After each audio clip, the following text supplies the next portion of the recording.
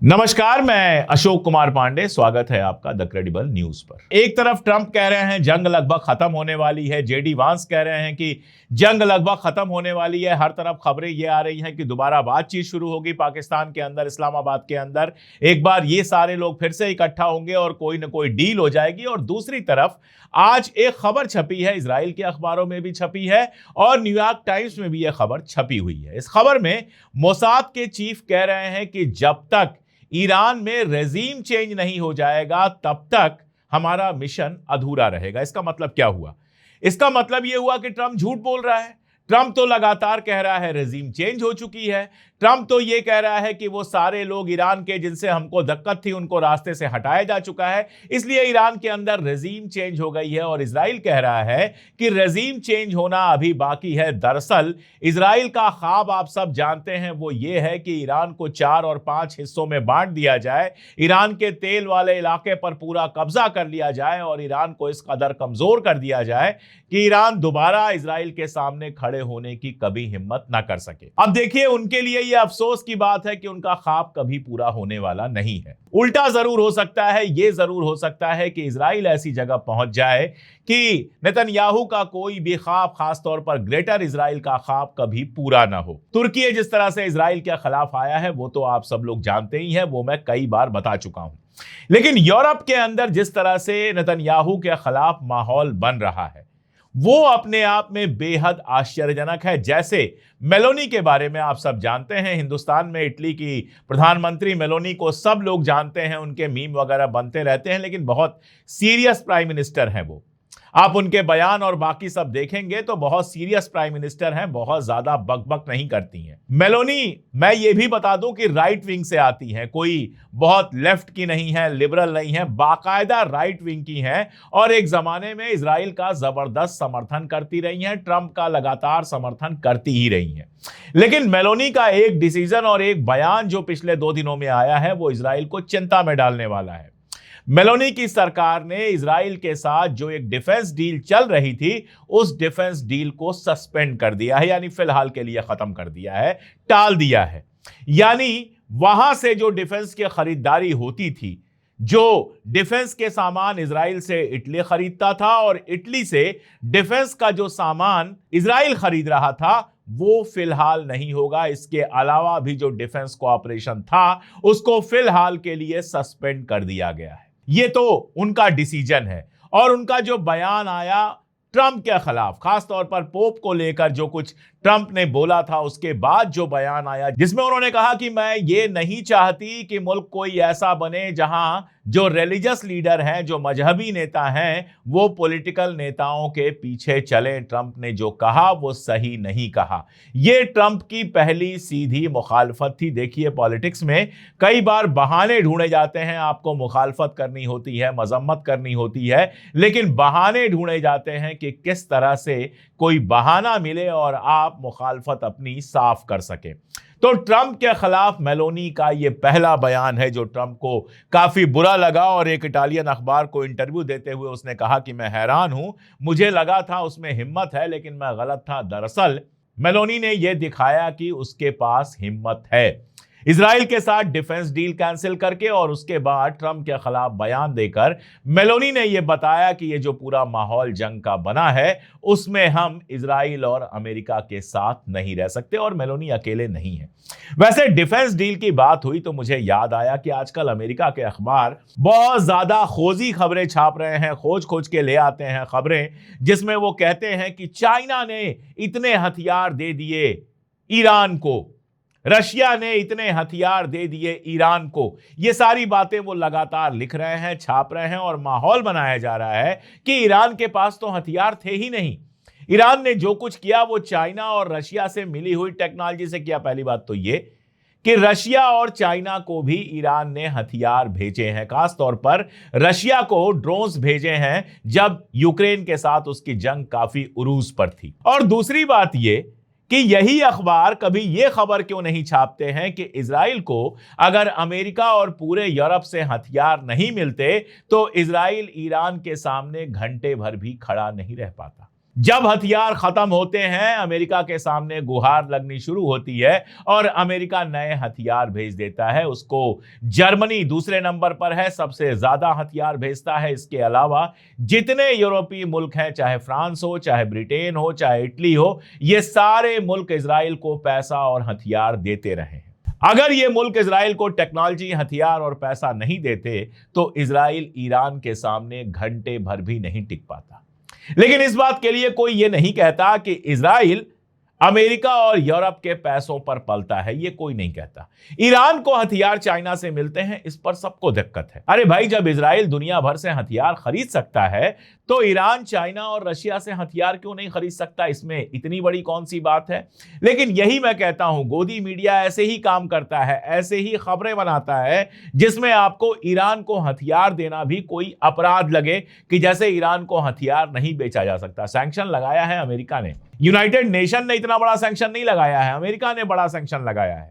और अमेरिका के सैंक्शन को रशिया और चाइना नहीं मानते हैं। इसमें कौन सी बड़ी बात है? अमेरिका कोई दुनिया का राजा तो है नहीं, और सारे देश नरेंद्र मोदी तो है नहीं कि अमेरिका कहे खरीद लो तो खरीद लें, अमेरिका कहे बंद कर दो तो बंद कर दें। वैसे नरेंद्र मोदी को फोन किया ट्रंप ने और 40 मिनट कहते हैं बातचीत हुई।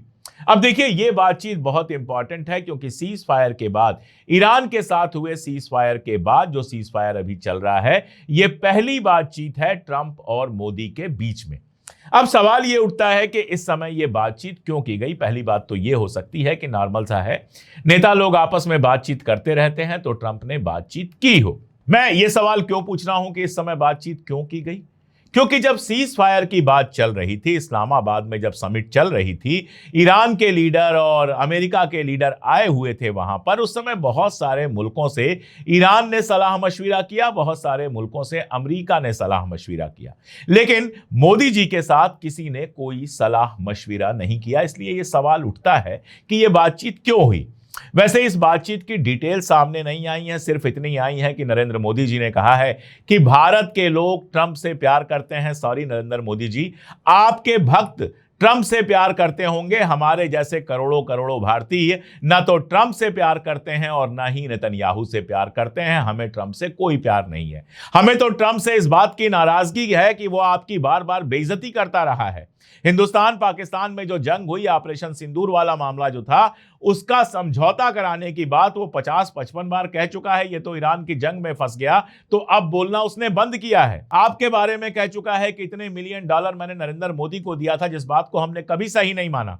तो हम तो कम से कम डोनाल्ड ट्रंप को पसंद नहीं करते, जंगखोर डोनाल्ड ट्रंप को हम बिल्कुल पसंद नहीं करते। एप्स्टीन फाइल में फंसे हुए डोनाल्ड ट्रंप को हम बिल्कुल नहीं पसंद करते। अपने आप को खुदा बताने वाले, अपने आप को जीसस क्राइस्ट बताने वाले डोनाल्ड ट्रंप को हम हिंदुस्तानी पसंद नहीं करते हैं। जो हिंदुस्तानी भाई मेरा वीडियो देख रहे हैं वो कमेंट करके तस्दीक करें मेरी बात की, इस बात का जवाब दें कि क्या आप ट्रंप को पसंद करते हैं। मैं तो कम से कम ट्रंप को बिल्कुल पसंद नहीं करता हूं। खैर, तो उन्होंने भी कहा कि वो भारत से बहुत प्यार करते हैं। सॉरी ट्रंप साहब, आपकी मोहब्बत हमें बड़ी भारी पड़ रही है, जाने दीजिए। आपका और नेतन्याहू का प्यार हमें नहीं चाहिए। खैर, छोड़ देते हैं इस बात को। दूसरी संभावना यह जताई जा रही है कि जो बार बार बात हो रही है कि इस्लामाबाद में दोबारा बात होगी, यह भी मुमकिन है कि ट्रंप खुद इस्लामाबाद पहुंच जाए और इस बात पर जोर दे कि ईरान के राष्ट्रपति पेजेश्कियन वहां पर आए। यह बात मैं क्यों कह रहा हूं?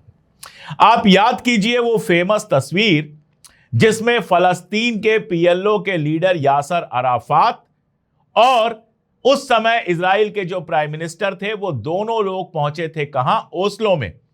और ओस्लो में उनके साथ अमेरिकन राष्ट्रपति का फोटो आया था और अमेरिकन राष्ट्रपति को इसके बाद नोबेल पुरस्कार मिला था। यासर को भी मिला था और इजरायली राष्ट्रपति को भी मिला था। वो सब कहानी आप जानते हैं। ओस्लो कैसे बर्बाद हुआ ये भी हम लोग जानते हैं। ओस्लो की बातचीत कैसे बर्बाद हुई ये भी हम लोग जानते हैं। इतिहास पर बहुत बातें कर चुका हूं, लेकिन कभी कभी इतिहास को याद कर लेना जरूरी होता है। तो ट्रंप ये कल्पना हो सकता है कर रहा हो कि वो पाकिस्तान जाए, एक डील हो जाए और उस डील के बाद पेजेश्कियन की और ट्रंप की एक तस्वीर आए। शहबाज शरीफ भी हो सकता है उसमें शामिल हो, आसिम मुनीर भी हो सकता है शामिल हो, और ये एक तस्वीर ऐसी आए जो उसको नोबेल प्राइज दिला दे।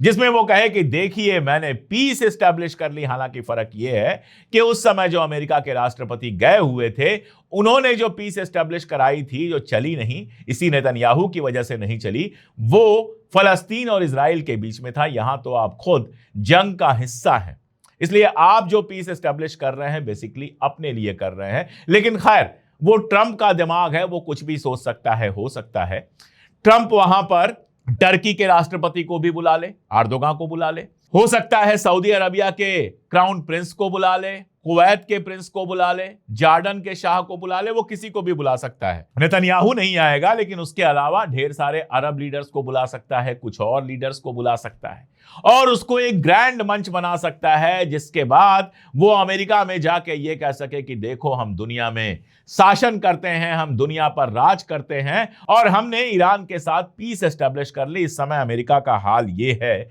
कि अमेरिकी अखबार बता रहे हैं 51%, 51%, आधे से ज्यादा अमेरिकियों को यह लगता है कि ईरान से जंग में हासिल कुछ नहीं हुआ है, नुकसान बहुत ज्यादा हुआ है। अब आप कहेंगे कि ये सब कहानियां आप सुना रहे हैं, इसका नरेंद्र मोदी से बातचीत में क्या है? इससे नरेंद्र मोदी की बातचीत कहां से आती है? यहां से आती है हुजूर आला कि नरेंद्र मोदी जी को अगर वो चाहेंगे तो भी इस्लामाबाद नहीं बुला पाएंगे। शहबाज शरीफ और आसिम मुनीर इस बात के लिए तैयार नहीं होंगे कि जो बातचीत इतनी सारी मुश्किलें उठाकर, इतनी परेशानियां उठाकर, इतना लगातार लगकर, कभी चाइना भागकर जा रहे हैं, कभी कहीं जा रहे हैं, कभी कहीं जा रहे हैं, कभी ईरान को मना रहे हैं, कभी अमेरिका को मना रहे हैं, वो सारा पेल मैं समझ सकता हूं जो इस तरह की मध्यस्थता में करना पड़ता है। तो शहबाज शरीफ और आसिम मुनीर इस बात के लिए कतई राजी नहीं होंगे कि सारा पेन उठाकर जो बातचीत वो करा रहे हैं, जो डील वो करा रहे हैं, जो दुनिया में डील मेकर बनना चाहते हैं, अपनी इमेज एक डिप्लोमैट के रूप में लाना चाहते हैं, उस प्रोग्राम में नरेंद्र मोदी की तस्वीर आ जाए, ये बात आसिम मुनीर और शहबाज शरीफ कतई मानेंगे नहीं। ऐसे में हो सकता है, ये मैं नहीं कह रहा हूं पक्की बात है, क्या होगा 4 दिन बाद हम नहीं जानते हैं। मैंने सुबह भी कहा था, आज 15 अप्रैल है और आज के सुबह के वीडियो में भी मैंने कहा था कि जंग कल भी शुरू हो सकती है, परसों भी शुरू हो सकती है और बातचीत भी हो सकती है, हम नहीं जानते हैं क्या होगा। लेकिन ये एक संभावना हो सकती है कि ट्रंप उसको ग्रैंड मंच बना दे और वहां से अपने नोबेल प्राइज के लिए पुश करे, वहां से ये श्रेय लेने की कोशिश करे कि उसने पीस एस्टैब्लिश कर दी है। और चूंकि नरेंद्र मोदी को वहां शामिल नहीं कर सकता और नरेंद्र मोदी को इतना नाराज तो वो करना नहीं ही चाहेगा, क्योंकि नरेंद्र मोदी लगातार उसके साथ खड़े रहे हैं, तो नरेंद्र मोदी को यह सारा मामला फोन पर समझाया गया हो, इसीलिए कोई डिटेल सामने नहीं आई। और देखिए, हिंदुस्तान भी परेशान तो है ही, हिंदुस्तान हो, पाकिस्तान हो, बांग्लादेश हो, श्रीलंका हो, नेपाल हो, दुनिया का हर मुल्क परेशान है पेट्रोल, डीजल और गैस की जो प्राइसेस बढ़ रही हैं और जो किल्लत हो रही है। जैसे हिंदुस्तान के बारे में खबर यह आई है, भारत के बारे में खबर यह आई है कि क्रूड ऑयल और गैस की प्राइसेस 35.16% बढ़ चुकी हैं। इसका मतलब यह होता है कि अगर चुनाव नहीं होता तो अभी तक हमारे यहां पेट्रोल शायद 115, 20, 25 रुपए और डीजल 130, 35 रुपए बिकना शुरू हो गया होता। एलपीजी के घरेलू गैस की भी कीमतें काफी बढ़ गई होती। 3 मई को रिजल्ट आना है, तो बहुत मुमकिन है कि 3 मई के बाद ये दाम बढ़ जाएं अगर हालात ऐसे ही बने रहें।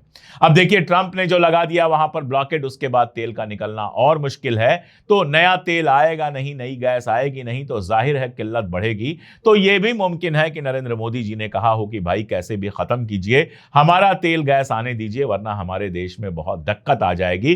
कोई भी प्राइम मिनिस्टर अपने देश के बारे में ऐसी बात करेगा ही। तो क्या बात हुई है अभी तक बाहर नहीं आई है, लेकिन जो संभावनाएं हैं वो मैंने आपको बताई। उधर बात हम यूरोप की कर रहे थे और यूरोप में लगातार अमेरिका और इजराइल से दूरी बढ़ती जा रही है। आप देखिए, स्पेन के पेड्रो सांचेज के बारे में तो इतना बताया ही जा चुका है, इजराइल कितना नाराज है आप इस बात से समझ सकते हैं कि पहले उनकी वाइफ के खिलाफ करप्शन के मुकदमे हुए हैं, अब उनके खिलाफ, पेड्रो सांचेज के खिलाफ ये लोग आईसीसी जाने के चक्कर में हैं। इन लोगों का कहना है कि पेड्रो सांचेज ने ईरान को एक्सपोर्ट किया है और इसलिए पेड्रो सांचेज के खिलाफ केस चलना चाहिए। अभी तक कोई केस नहीं चल रहा था, लेकिन जब वो इजराइल के खिलाफ हुए तो इजराइल की पूरी लॉबी, इजराइल का एक लीगल ग्रुप है जो ये केस कर रहा है, तो इजराइल की पूरी लॉबी पेड्रो सांचेज के पीछे पड़ गई है। लेकिन किसके किसके पीछे आप पड़ेंगे? मेलोनी का मैंने बताया कि इटली के मेलोनी ने सीधे सीधे इनके साथ कॉन्ट्रैक्ट कैंसिल कर दिया है और इटली की जो मेलोनी है वो राइट विंग की है, इसीलिए यावर लैपिड जो वहां पर विपक्ष का नेता है इजराइल में, उसका कहना है कि अब तो राइट विंग के लोग भी हमसे दूर हो रहे हैं। पोलैंड में भी राइट विंग का एक सांसद, राइट विंग में बार बार कह रहा हूं, लेफ्ट का नहीं है जो इनके खिलाफ होगा ही होगा, राइट विंग का जो अभी तक इनके साथ था, पोलैंड का एक दक्षिणपंथी सांसद है जिसका नाम है कोनराड बर्कोविच। कोनराड बर्कोविच संसद में आता है और इजराइल का झंडा लेकर आता है, लेकिन मजेदार बात यह है कि इजराइल के झंडे में जो स्टार बना होता है उसकी जगह यहूदी जो निशान होता है, वो नाजी स्वास्तिक जिसको कहते हैं, वो बना हुआ है और वो दिखाते हुए कहता है कि इजराइल हमारे सामने जेनोसाइड कर रहा है, बेहद खतरनाक जेनोसाइड कर रहा है और इजराइल नाजी जर्मनी की तरफ बनता चला जा रहा है। कोनार्ड बर्कोविच के बारे में मैंने बताया कि कॉन्फेडरासिया का ये मेंबर है। कॉन्फेडरासिया जो पार्टी है वो राइट विंग की पार्टी है। तो ये घटना हो गई पोलैंड की। और मजेदार बात यह है कि जिस दिन उसने इनको जर्मन नाजी की तरह कहा है वो होलोकास्ट डे था, जिस पर इजराइल बड़े बड़े आर्टिकल लिख रहा था और कह रहा था कि होलोकास्ट दोबारा ना हो, इसलिए हम इजराइल की रक्षा करते हैं वगैरह वगैरह। उस दिन पोलैंड का एक दक्षिणपंथी एमपी इजराइल के झंडे पर नाजी स्वास्तिक लगाकर कहता है कि इजराइल नाजी जर्मनी की तरह हो गया है और ये क्रूर नरसंहार कर रहा है, जेनोसाइड कर रहा है। हिलेरी क्लिंटन जो हमेशा इजराइल की समर्थन रही हैं, कल एक चैनल पर थी और उस पर उन्होंने कहा कि मैं इजराइल की स्टांच सपोर्टर थी और आज भी हूं, लेकिन मैं नेतन्याहू की स्टांच विरोधी हूं। बहुत वक्त हो गया उसको गद्दी पर बैठे हुए और वो जो कर रहा है वो बहुत गलत कर रहा है। जेनोसाइड लफ्ज का इस्तेमाल नहीं किया, लेकिन जो कुछ कहा हिलेरी ने वो जेनोसाइड के आसपास की ही बात है। अमेरिका के बारे में मैंने आपको बताया कि 51% लोग मानते हैं इस जंग से कुछ हासिल नहीं हुआ और अमेरिका के अंदर 60% से ज्यादा लोग इजराइल के मुखालिफ हो चुके हैं। अगर आप कनाडा की बात करेंगे तो वहां भी 65% से ज्यादा लोग इजराइल के मुखालिफ हो चुके हैं। 22% लोग सिर्फ इजराइल का समर्थन करते हैं कनाडा में। और कैर्नी लगातार जो बयान दे रहा है वो अमेरिका और इजराइल के खिलाफ जा रहा है। ये कुछ कंट्रीज की मैंने बात की। हंगरी के अंदर जो नया लीडर आया है उस लीडर के बारे में भी यही कहा जा रहा है कि वो इजराइल का कोई विरोधी नहीं है, लेकिन जिस तरह से ऑर्बन लगातार इजराइल के खिलाफ आए हर प्रस्ताव को वीटो करता था, इसने कहा है कि केस बाय केस देखा जाएगा। इस तरह से आंख मूंद के हम इजराइल का समर्थन नहीं करेंगे। तो राइट विंग के अंदर और यूरोप के अंदर लगातार हवा बदल रही है। जर्मनी का राष्ट्रपति सीधे सीधे लेबनान में जो कुछ हुआ उसकी मजम्मत करता है और वेस्ट बैंक में जो ये बढ़ रहे हैं उसकी मजम्मत करता है। ब्रिटेन का प्रधानमंत्री स्टेमर संसद के अंदर कहता है कि लेबनान पर जिस तरह का हमला हो रहा है वो रुकना चाहिए। ये सब माहौल जो बन रहा है, ये सब इशारे इस बात के हैं कि नेतन्याहू के दिन पूरे हो चुके हैं और अब कोई होलोकास्ट के नाम पर और ज्यादा इजराइल का रौब बर्दाश्त करने वाला नहीं है। अब लोग इजराइल के खिलाफ बोलना शुरू कर चुके हैं। ये एक अलग माहौल बन रहा है और इसमें चाइना, रशिया और ईरान की जो तिकड़ी बनी है वो न केवल मजबूत साबित हो रही है बल्कि अमेरिका के ऊपर लगातार हावी हो रही है। अभी कल मैंने आपको बताया था कि चाइना के राष्ट्रपति ने जिस तरह से अमेरिका की तरफ उंगलियां उठाकर कहा था कि जंगल राज मत बनाइए दुनिया को, दुनिया पर जंगल राज नहीं चलेगा, वो इस बात का इशारा था कि चाइना ने कहा एनफ इज एनफ। अब अगर तुम सीमाएं पार करोगे तो कुछ बुरा भी हो सकता है। चाइना और रशिया के बीच में लगातार दोस्ती बढ़ती जा रही है। अभी रशिया ने यह बात कही कि अगर चाइना को ईरान से तेल नहीं मिल पाएगा तो हम तेल पहुंचाएंगे। और रशिया और ईरान के बीच में मैं आपको बता चुका हूं कि कैस्पियन सी के थ्रू लगातार बिजनेस होता रहेगा। तो चीजें बहुत इंटरेस्टिंग फेज में हैं। हो सकता है आज या कल या परसों खबर आए कि इस्लामाबाद में दोबारा बातचीत शुरू होने वाली है। अभी 2 दिन पहले 13 तारीख को ईरान पर लिमिटेड स्ट्राइक की बात कर रहा था ट्रंप, तो कल को अगर यह खबर आ जाए कि ईरान पर स्ट्राइक हो गई है तो भी बहुत आश्चर्यचकित होने की जरूरत नहीं है। ईरान उसके लिए पूरी तरह से तैयार है। और नरेंद्र मोदी जी से जो बात हुई है उसकी कई वजहों में से एक वजह यह हो सकती है कि ट्रंप पाकिस्तान खुद आना चाहता है और वहां मोदी को बुला नहीं सकता। और दूसरी वजह यह हो सकती है कि दुनिया भर में ट्रंप और इजराइल जिस तरह से लगातार अकेले पड़ते जा रहे हैं, यूरोप खुद को इस बात के लिए भी तैयार कर रहा है कि नाटो से अगर अमेरिका निकल गया तो वो अपने तरीके से नाटो को चलाएंगे। उसमें ट्रंप साहब नरेंद्र मोदी से ये पूछना चाहते हो कि भाई तुम तो अब भी हमारे दोस्त हो ना, कम से कम तुम दोस्त बने रहना। अब खैर क्या हुआ है क्या नहीं हुआ है वो आगे कभी डिटेल आएगी। खैर बातचीत में क्या हुआ क्या नहीं हुआ, बातचीत होगी नहीं होगी, ये सब आगे आएगा और डिटेल में आएगा, तब और बात करेंगे। अभी के लिए इतना ही, बहुत शुक्रिया।